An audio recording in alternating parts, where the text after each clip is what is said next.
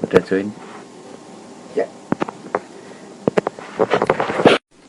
Apa nih?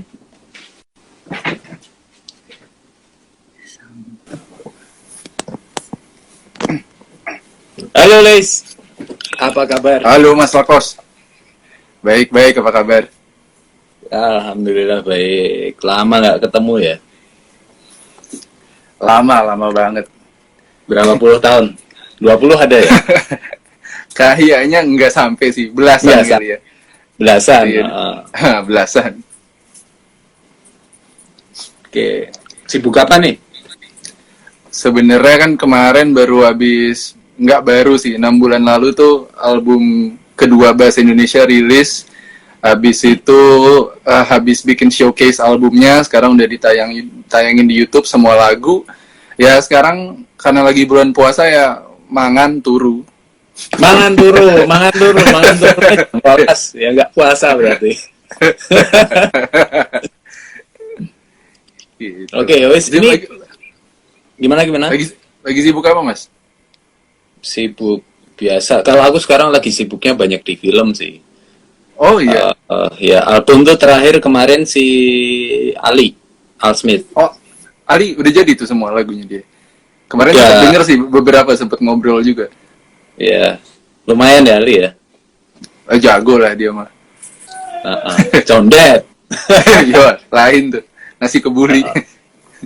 Hell House Abang Condet. Oke, karena ini udah banyak yang masuk, bisa kita mulai ya secara resmi.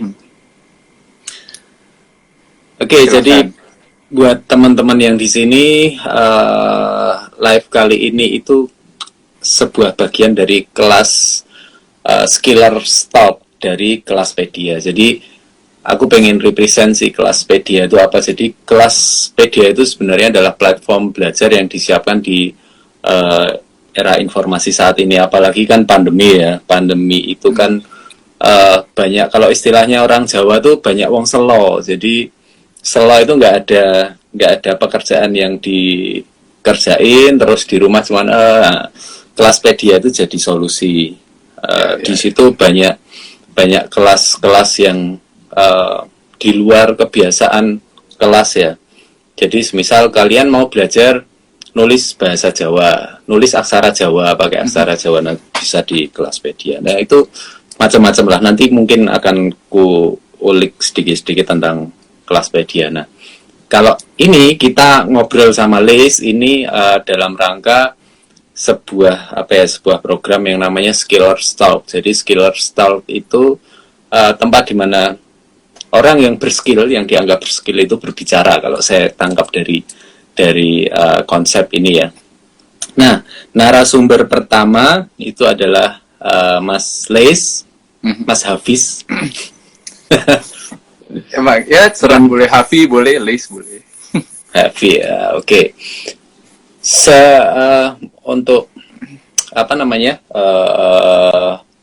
materi kali ini kita akan bicara sebelum waktu bicara hingga puncak janggal, yaitu album dari Leis, Mas Leis.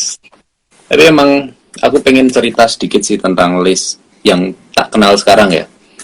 Jadi aku tuh dulu kenal sama Leis itu light versionnya, masih kecil, masih ya light version, kan light sama pro itu kan ya masih dalam satu bentuk, satu karakter, tapi yang pro itu lebih refine. Nah, sekarang aku menemukan Leis itu lebih refine, lebih keren lah.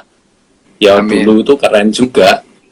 Aku ngejual beat dulu juga pertama tuh sama Leis di Jakarta itu ya. Pernah inget kan, kamu pernah inget dulu? Iya, di rumahnya Mokarisma ya, sempat ketemu juga. Iya. Iya. Nah, sampai sekarang aku juga memantau perkembanganmu itu sangat gila sih. Banyak cerita juga dari Mas Quattromatic, Rizky Lazuardi. Apa kabar Quattromatic? Dia di Indo ya sekarang ya. Iya. Nah, dan dari cerita-cerita yang ku dengar tuh memang well educated rapper itu salah satunya adalah Leis. Jadi mungkin dari situ kita udah bisa melihat bahwa Leis itu ketika dia menulis lirik, delivery-nya itu pasti dalam perhitungan yang sangat-sangat matang. Itu dari dulu, dari umur kamu nge-rap berapa tahun itu waktu kita ketemu itu tahun berapa ya? Sebenarnya waktu ketemu kayaknya waktu pertama nge-rap kayak ya sebenarnya sekitar 15 kali ya, 15 menuju 16 gitu. Sejujurnya kalau Iya. dibilang matang belum, masih sering nge-rap offbeat, udah gitu kayak masih mencari karakter juga, tapi kan memang kayak karakter Iya. dalam bermusik atau berkesenian akan terus kita cari seiring waktu berjalan gitu ya. Ciri khas gitu-gitu akan terus berkembang. Betul, betul. Tapi kamu berkembang ke arah yang keren. Iya, ya syukurlah kalau dibilang gitu ya. Cuman perkembangan manusia emang paling penting sih datangnya dari lingkungan, dari apa yang dia konsumsi, mungkin tontonan, musik atau akun Instagram apa yang dia follow gitu. Itu tuh sangat amat berpengaruh ke akhirnya mungkin output lirik atau output karyanya akan jadi seperti apa, kurang lebih gitu sih. Ya kebetulan Ya, mungkin saya dikelilingi teman-teman yang tepat juga kali ya. Kalau ya, dianggapnya keren, tapi walaupun keren subjektif gitu ya. ya, benar. Subjektif, tapi ketika penilaian subjektif itu rasionya lebih banyak keren daripada jeleknya, berarti kita bisa melegitimasi bahwa keren nih, gitu. Iya, Nah, iya, iya. yang eh apa ya, menarik dari kamu itu selalu ada di luar kebiasaan, Mhm. selalu ada di luar kebiasaan. Jadi ketika orang-orang pada nge-rap membahas tema ini atau menggunakan bahasa ini, bahasa tertentu, atau dia membuat buat style yang ya mungkin banyak orang yang tidak mengerti gitu loh. Wah, ini style baru nih, tapi style yang kamu ciptakan itu selalu ada dalam penangkapan orang dengan mudah ya, dengan mudah ditangkap. Oh, Les ingin bercerita tentang ini. Oh, bahasanya pakai kayak gini. Oh, keren nih. Nah, itu tak rasain dari dulu. Ketika kamu freestyle pun itu istilahnya, oh arahnya ke sini. Oh iya nih, keren nih. Oh kayak gini. Jadi punchline yang kamu buat itu apa ya? Iya, iya. Punya flavor yang distinct yang kamu banget gitu.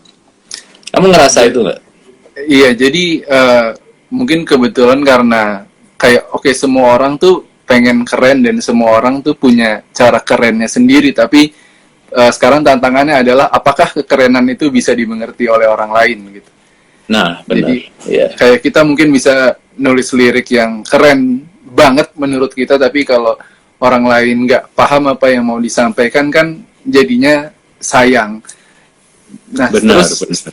strategi saya itu jadi kalau nulis adalah kalau bisa nggak usah pakai kata-kata yang terlalu apa ya, Tinggi. terlalu tinggi, terlalu berat, kayak kata-kata yang istilah-istilah resmi atau istilah biologi Yunani gitu. Itu biasanya saya nggak pernah pakai, walaupun tahu mungkin sedikit-sedikit. Iya, saya juga paling penting tuh dalam nge-rap kan, atau dalam musik atau dalam mengerjakan karya apapun gitu, mungkin inovasi dan identitas gitu ya. Itu yang bikin orang ingat tentang kita tuh bikin apa, walaupun hip hop adalah musik Amerika, tapi ya identitas kita sebagai orang Indonesia kalau nggak ada di situ ya sayang gitu. Kalau menurut Nah, saya, ya, walaupun ngerapnya bahasa Inggris bukan berarti identitas Indonesia nggak bisa dimasukin loh. Sebenarnya benar, itu pun benar. juga bisa dilakuin dalam hal apapun gitu. Dan setelah saya perhatiin, itu juga yang bikin negara-negara maju jadi lebih maju, dan mereka punya identitas atau punya ciri khas yang bisa dikenal orang karena mereka tahu mereka siapa di hal apapun yang mereka buat. Kalau kita lihat ke Jepang atau Korea atau mungkin negara-negara tetangga di Asia, ketika mereka bikin musik hip hop gitu, kita bisa langsung identify gitu. Oh, walaupun musiknya Amerika banget tapi tetap kerasa ya, misalkan suasana Thailandnya atau suasana Jepangnya atau suasana Koreanya gitu. Iya, menurut saya kita di Indonesia masih dalam tahap perjalanan mencari keseimbangan itu gitu. Iya, Nggak benar. nggak banyak orang yang bisa. Mungkin banyak orang yang bisa kayak niru. Oh, bikin beat kayak misalkan kayak Travis Scott atau bikin beat kayak Metro Boomin, ya mungkin mereka bisa, tapi bisakah bikin beat Metro Boomin dengan bukan dengan sekedar gamelan, mungkin dengan cara kayak ketika dia orang Bogor Jawa Barat, bisa nggak bikin Metro Boomin tapi vibe-nya Bogor Jawa Barat gitu. Ya benar gitu, benar yang jadinya penting dan harus dicari gitu. Dan ini kamu aplikasikan dalam setiap produksimu. Maksudnya kamu harus berorientasi terhadap apa yang terjadi di sekitarmu dan tidak kalau mengkomparasi enggak ya, tapi tidak memasukkan elemen-elemen environment luar negeri terus kemudian dipaksakan masuk ke environment sekitarmu gitu, enggak ya? Sebenarnya ada mungkin logika liriknya masih hip hop Amerika banget ya, cara sistem penulisan liriknya, pengandaiannya atau majas perbandingannya itu masih sangat Amerika, tapi jangan lupa masukin elemen sendiri gitu. Makanya referensi yang dimasukin adalah emang hal-hal yang saya suka, atau mungkin emang ada hal-hal yang lagi hot di berita di Indonesia mungkin, atau misalkan kalau emang lagi misalkan sukanya Star Wars gitu ya, silahkan masukin lirik dengan referensi Star Wars gitu kan. Pokoknya sesuai diri sendiri, jangan sampai ketika kita bingung identitasnya kita siapa, terus akhirnya ngelihat hip hop di Amerika semua gangster, oke, gue gangster juga walaupun nggak pernah apa-apain gitu. Kayak kan jadinya nggak, orang juga bisa ngerasain kan apa originalitasnya, kayak ini dia benar-benar ngomong kayak gini pure-nya atau dibikin beneran gitu. Iya. Bicara udah pernah merokok belum?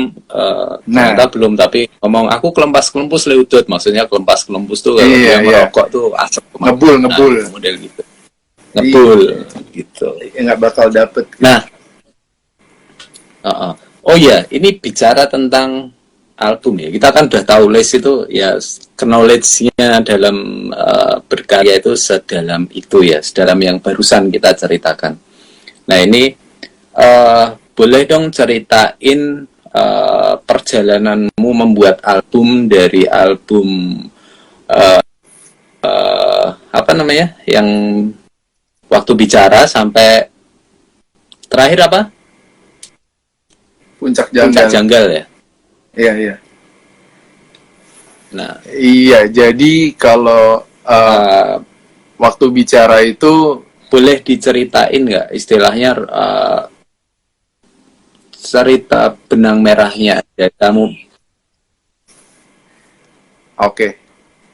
Kalau mau ceritain lebih jauhnya, jadi Waktu Bicara itu dibuat, halo?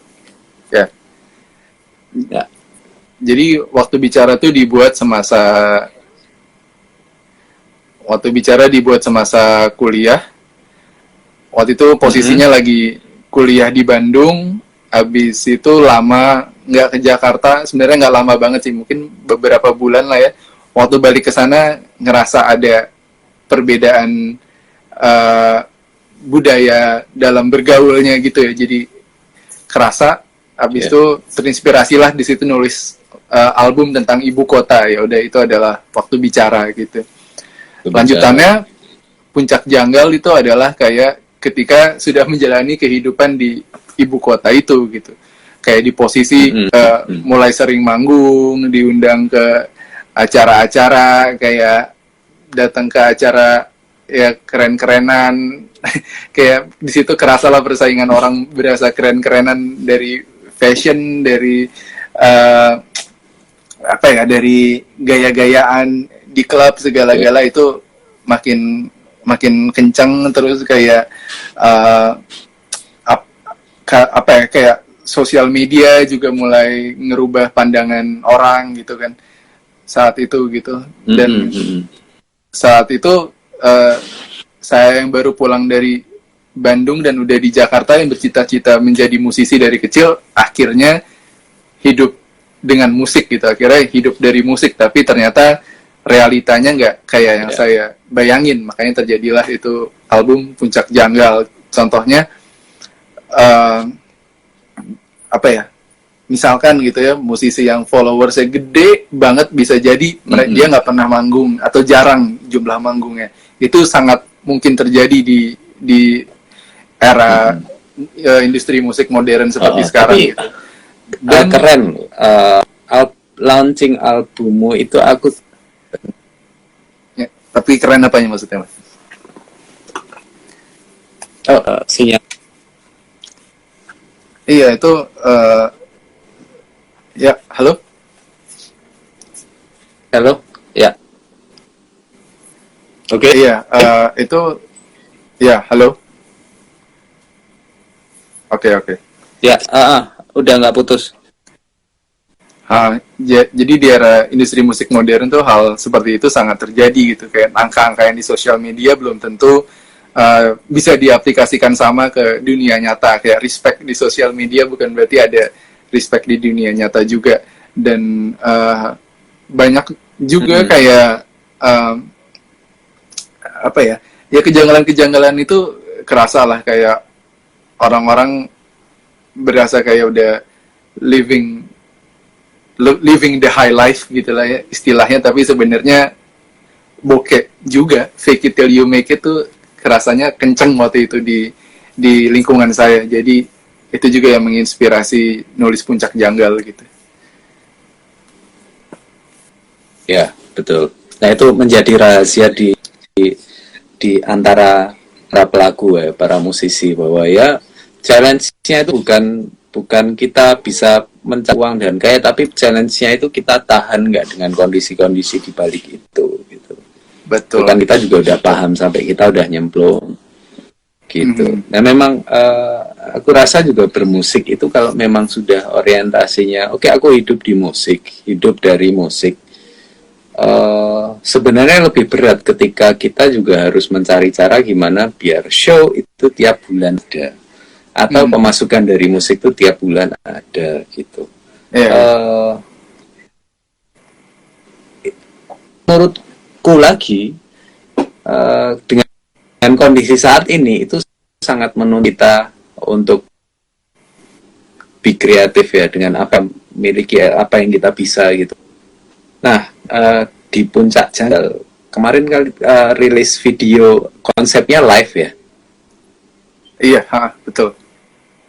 Dan ada sebuah cerita dan banyak gimmick di situ. Nah, itu menurutku itu sebuah langkah awal yang bisa jadi milestone yang bisa diikuti oleh pelaku-pelaku musik lainnya. Yang kira wah keren, kita bisa ngeksploit setiap lirik lagu yang udah kita tulis di lagu itu dengan beberapa simbol-simbol yang orang nggak mungkin nyangka gitu.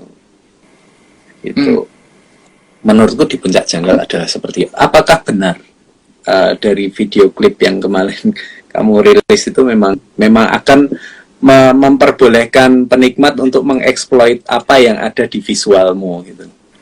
Iya, tentunya memperbolehkan dan bahkan menyodorkan untuk silahkan mengeksploit hal-hal yang ada di lagu ini gitu. Dan itu juga sebagai salah satu strategi.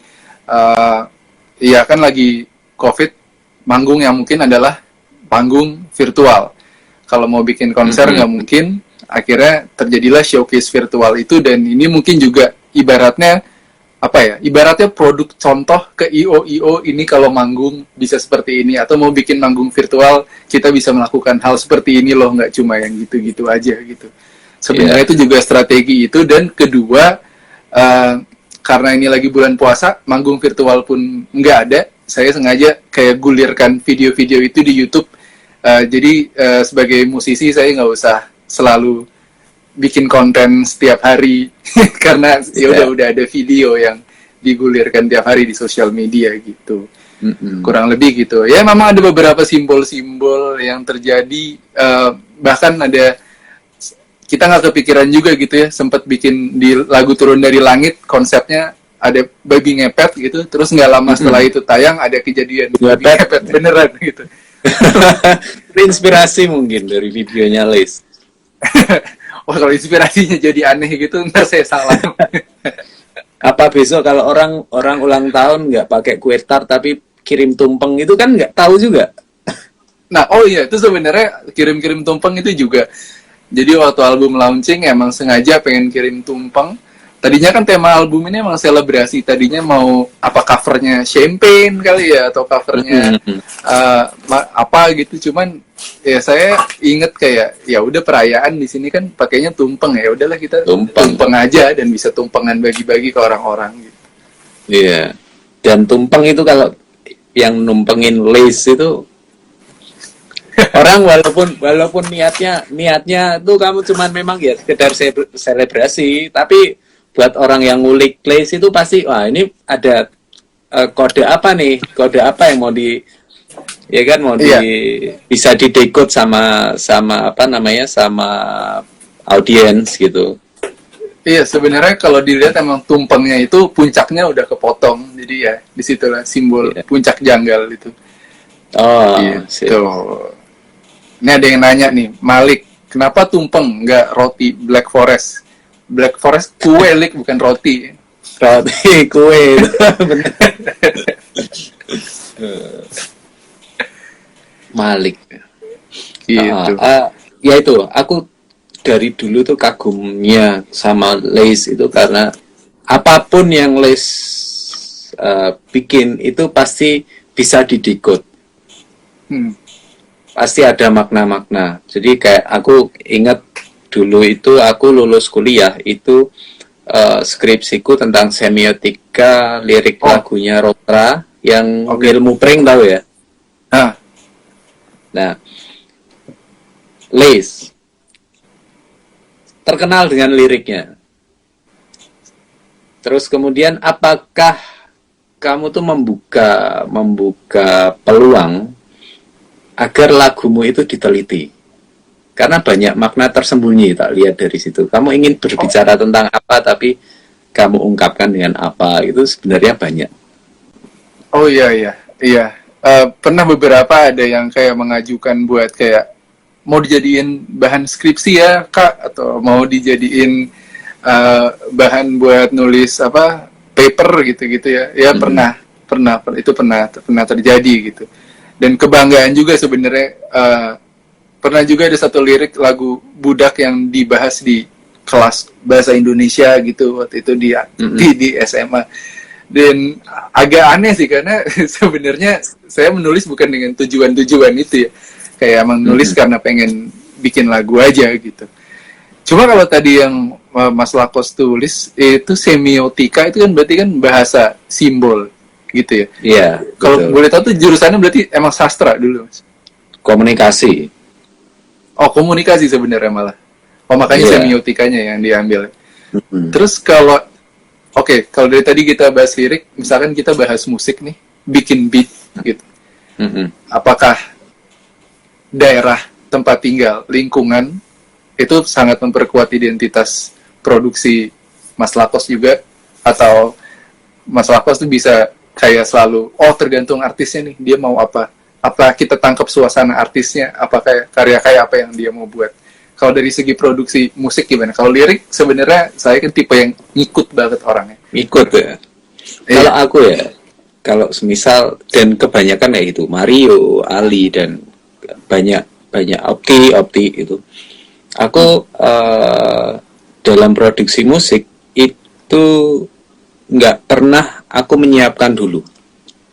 Jadi aku bikin beat, aku nyetok beat, terus kemudian nanti rapper ini cocoknya ini. Aku jarang kayak gitu. Jadi kita ketemu di studio, kita mau bahas konsepnya apa yang ketemu di studio, nah itu yang jadi. Jadi kayak bikin itu kadang si Ali nih yang kemarin ya Wailak gitu. Itu ketemu Ali, yuk Li ke studio. Jadi kan di sini dia agak lama ya. Yuk ke studio. Aku pilih sound, terus kemudian aku loop, tambahin drum. Udah jadi.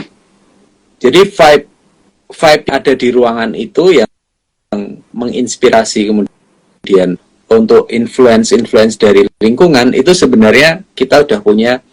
Aku nggak mungkin bikin musik di luar kebiasaanku karena ini sudah dipakai si A, si B, groove ini udah dipakai Iya, sama si iya, A, iya, si iya, B. iya. Nah, seperti itu. Jadi kita juga menyerap apa yang ada di lingkungan sebenarnya digunakan untuk benchmark ya. Jadi semisal aku, oh dia beatnya keren, pakai soundnya ini, kita analyze terus kemudian nggak kita aplikasikan ke musik kita karena kalau kita aplikasikan paling banyak kan sampel ya. Kalau di hip hop tuh sampel.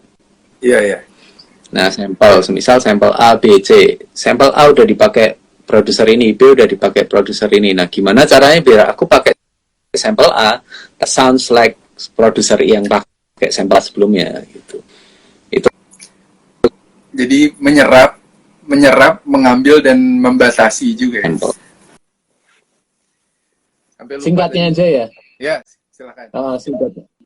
Eh, Kamu mengangkat isu sosial tentang mengangkat banyak isu sosial di lirik-lirikmu. Nah, susah nggak sih? Pertanyaannya susah nggak sih? Apa kita harus menempatkan diri dalam kondisi itu? Ah, Harus ada di kondisi kalau semisal aku lapar, menulis lirik tentang lapar itu kan akan sangat relevan. Kamu tahu rasanya. Jadi kalau di berbagai isu sosial yang kamu tulis, apakah kamu juga live in that situation atau kamu juga merasakan nyemplung gitu loh? ya, oke. Jadi sulit atau enggak? Sebenarnya enggak, karena isu sosial itu selalu ada di sekeliling kita dan isu sosial itu sangat bermacam-macam, tidak selalu politik. Misalkan ada teman dibully itu juga isu sosial gitu. Kayak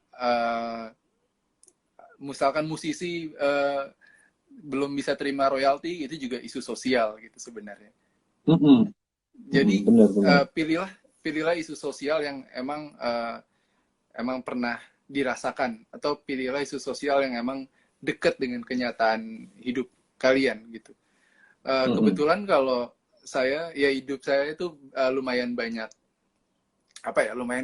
naik turunnya kali bisa dibilang. Jadi ketika nulis lagu misalkan kayak mengerti atau turun dari langit, di mana itu dalam situasi kayak keuangan sulit, terus menghayal pengen punya uang ini itu ya karena emang itu juga pernah saya alamin gitu.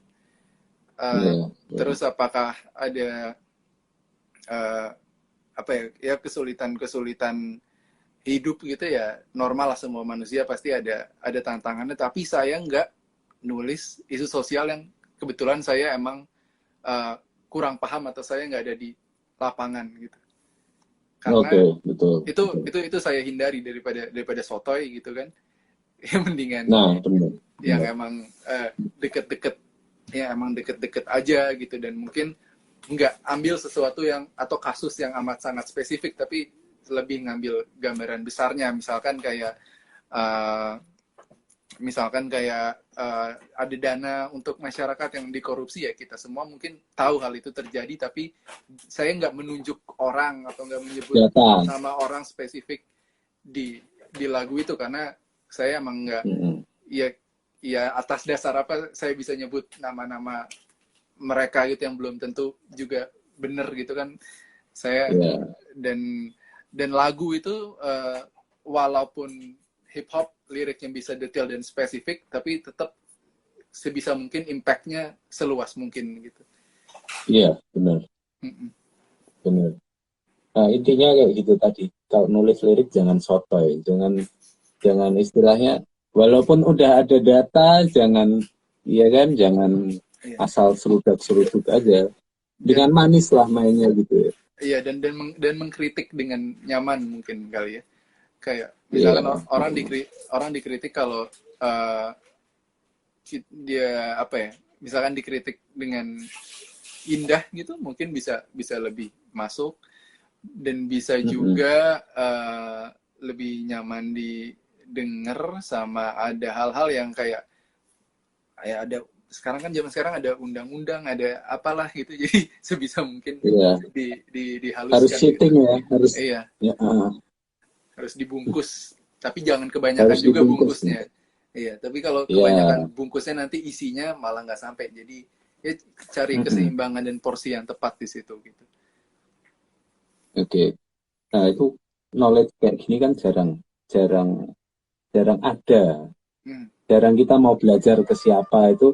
Kalau misal menulis lirik ya di sekarang ini ya, itu kan lebih banyak ke technical, gimana kita ngitung silabel. Ya, Jadi kalimat itu harus pas jatuhnya di beat keberapa, itu kan lebih kayak gitu. Jadi untuk ngisi value yang ada di lirik yang udah kita, katakanlah kita udah paham lah si label, kita udah paham lah mau berapa bar dan sebagainya.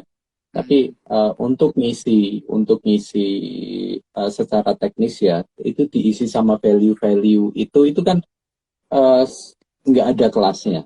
Istilahnya nggak ada. ya, Kita harus belajar sendiri. Cuman memang ada pengantar-pengantar tertentu yang aku rasa bisa disisipin ke situ. Kayak itu tadi kamu bilang kalau nulis lirik jangan sotoy. Kamu harus ya itu sebuah value eh, dari apa yang bisa kita pelajari gitu loh. Maksudnya, oh iya ya, kalau sotoy itu ntar bakalan ngejatuhin kita ke arah yang, nah, iya, karena apa ya, kayak kita bisa lihat sendiri gitu ya.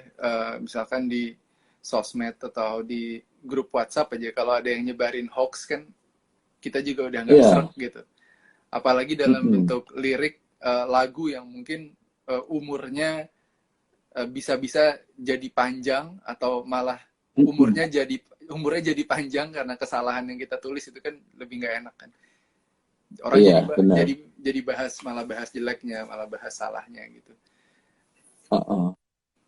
Iya, soalnya pesan, pesan yang bisa apa ya ditangkap dan itu, oh kayak gini ya. Kalau semisal secara teknis kita salah main gitar, kita Mhm. nyanyi fals itu kan sifatnya hanya sepintas. Semisal yang melekat pun, oh dia fals. Oh dia kalau main gitar kayak gini. Tapi kalau semisal itu sudah merupakan lirik kan merupakan cerminan dari pandangan kita terhadap sesuatu ya. Iya betul. Oh orang ini egois terlihat dari liriknya, orang ini jenius terlihat dari liriknya. Memang kesalahan dalam menulis lirik itu nanti akan melekatkan satu identitas ke diri kita. Mhm. Kalau negatif ya negatif, kalau syukurnya positif itu nanti akan berkembang ke arah yang lebih keren ya. Nah, takutnya kalau negatif kan akhirnya terus merosot, merosot, merosot, pamornya kan banyak banyak terjadi. Nah, Iya. menurutmu bagaimana itu? Uh, Iya. apakah kalau kita nulis kita anggap bahwa diri ada yang goreng? Nggak ada suara air. Uh, nah, Siap-siap buka puasa. apa kita? Oh iya benar, Gambiro. Udah setengah 6. Tapi gini aja, di wrap up sebagai seorang lirisis, penulis lirik, Mhm. uh, apa yang harus dipertahankan? Identitas, Iya. karakter, dan apa positif positif vibe apa yang harus dipertajam. Identitas, karakter, inovasi. eh, Habis itu kalau positive vibes itu tergantung ya. Kalau emang situasi hati atau pikiran lagi negatif sebenarnya nggak ada salahnya juga pun dituangkan. Tapi jangan Hmm. sampai nulis hal yang eh, bukan jangan sampai sih. Tulislah hal yang kalian emang lagi rasain gitu. Jadi ditulis pun Hmm. nyaman, seluk beluknya tahu kalau emang ini cerita dari sudut pandang ketiga misalnya, ya mungkin emang bisa dicari dulu informasinya, ngobrol sama orang yang udah pernah ngalamin itu sangat di Hmm. sangat dianjurkan. Dan kalau emang lagi stuck buat nulis lirik mendingan nonton film atau baca, malah tinggalin dulu, Ya, jangan jangan dipaksain. Dan yang paling penting adalah um, apa ya, emang harus punya, nulis lirik tuh emang punya something to say, bukan sekedar saying something. Jadi ya, emang ada sesuatu benar. yang pengen diutarakan biar ada value-nya. Dan ada yang penting lagi adalah lirik dalam lagu akhirnya kan buat didengar ya, bukan buat dibaca. Jadi kadang kesederhanaan pemilihan kata-kata atau jumlah padatnya kata itu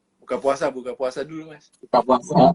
Ini udah mau buka puasa, jadi mungkin kita akhiri sesi ini. Aku berharapnya sih besok ada sesi-sesi kayak gini lagi. Maksudnya ngobrol-ngobrol yang lebih santai, yang jaringannya lebih enak, aman. Mungkin kita ketemu di mana gitu, terus ngobrol gitu. Iya, boleh, Sekedar boleh. ngobrol ya. Iya. Gitu. Apa mainlah ke Hell House? Belum pernah kan main ke Hell Belum. House? Sempat waktu itu ke Jogja mau ke Hell House, katanya lagi pada pergi apa kemana gitu. Yang studio, kalau studio mesti ada orang terus. Oh, studio masih ada orang ya. Siap. Oke, jadi pesan-pesan terakhir dari Mas Hafi untuk para viewer nih. Ya, emang kadang-kadang hal paling sulit adalah mengenal diri sendiri karena akan butuh seumur hidup, tapi ya berusahalah sebaik mungkin untuk kenal dengan diri sendiri. Jadi nanti apapun yang dibuat dalam bentuk karya atau gerakan atau keputusan yang diambil akan lebih nyaman juga karena itu emang yang diri kita mau gitu. Amin. Amin. Amin, amin. Amin. Sip. Oke, ya udah kita akhiri Skiller Talk kali ini bersama Kelaspedia. Mungkin harapannya ada kesempatan lain kita bisa ngobrol ya. Oke. Ya, sip. Selalu sehat di sana. Salam buat keluarga. Ya, salam juga buat keluarga. Ini salam buat yang nonton juga nih. Ada Humphrey, ada Ross, ada banyak yang nonton. Anak-anak Jogja. Oke ya. Ya, siap Mas. Ke Jogja lo, awas kalau nggak ke Jogja. Iya, siap. Tata kabari. Ya. Nah, yaudah, makasih semuanya. Sampai jumpa.